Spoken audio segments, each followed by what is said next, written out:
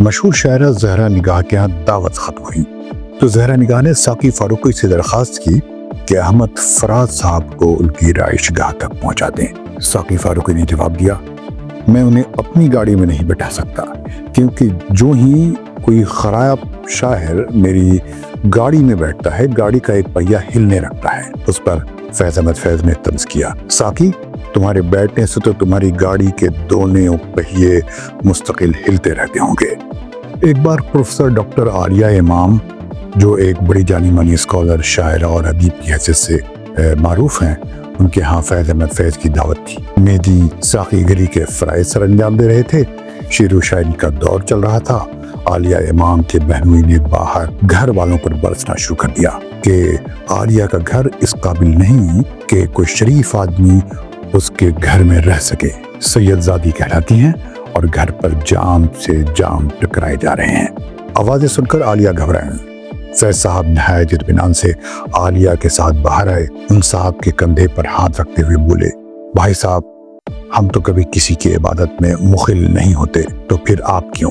یہ جملہ سنتے ہی بھائی صاحب ہنس پڑے اور محفل میں شریک ہو کر فیض صاحب کے کلام پر داد دینے لگے۔ آج فیض احمد فیض کا یوم پیدائش یا ان کی برتھ اینیورسری ہے۔ آج ہم اسی فیض کو یاد کر رہے ہیں۔ ہنسنے بولنے کے لیے تو فیض کی باتوں کو تو یاد کیا جا سکتا ہے، لیکن فیض کے زخموں کی فہرست میں فلسطین کا نام سب سے آگے ہے۔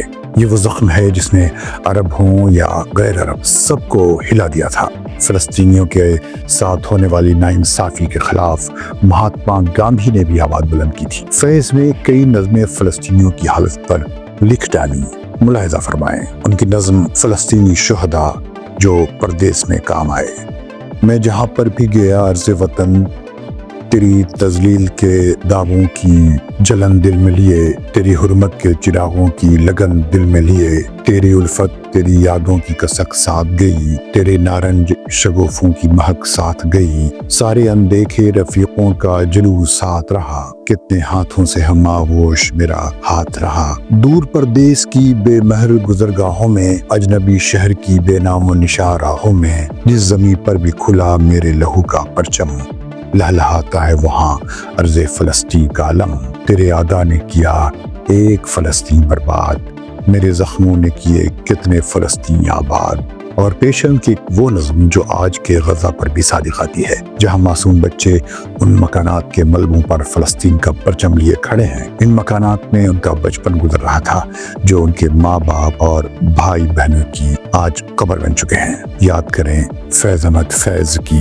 فلسطینی بچے کے لیے لوری۔ مت رو بچے رو رو کے ابھی تیری امی کی آنکھ لگی ہے، مت رو بچے کچھ ہی پہلے تیرے ابا نے اپنے غم سے رخصت لی ہے، مت رو بچے تیرا بھائی اپنے خواب کی تتلی پیچھے دور کہیں پردیس گیا ہے، مت رو بچے تیری باجی کا ڈولا پرائے دیس گیا ہے، مت رو بچے تیرے آنگن میں مردہ سورج نہلائے گئے ہیں، چندرما دفنائے گئے ہیں، مت رو بچے امی ابا باجی بھائی چاند اور سورج، تو گر روئے گا تو یہ سب اور بھی تجھ کو رلوائیں گے، تو مسکرائے گا تو شاید سارے ایک دن بھیس بدل کر تجھ سے کھیلنے لوٹ آئیں گے۔ فیض احمد فیض کی یہ نظم بھی پیش خدمت ہے۔ سرے وادی سینا، پھر برق فروزاں ہے سرے وادی سینا، پھر رنگ پہ ہے شعلے رخسار حقیقت، پیغام اجل دعوت دیدار حقیقت، اے دیدے بینا اب وقت ہے دیدار کا، دم ہے کہ نہیں ہے